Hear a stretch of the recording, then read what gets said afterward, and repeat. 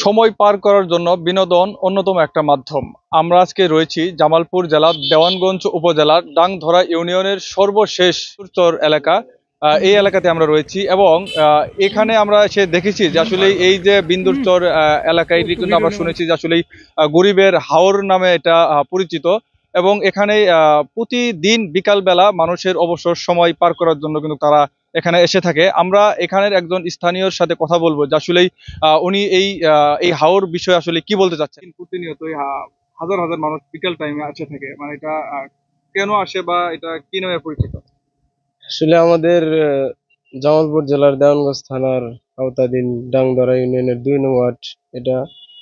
এখানে মানুষ অবসর টাইম কাটানোর জন্য এমনিতে বিকেলে এই রোদ থাকে না, মানুষ অনেক ফিল করে আর কি, শান্তি ফিল করে। তা এখানে যখন পানি বেশি হয় তখন আরো দেখতে ভালো লাগে, চতুর্পাশে পানি থাকে, দেখতে ভালো লাগে।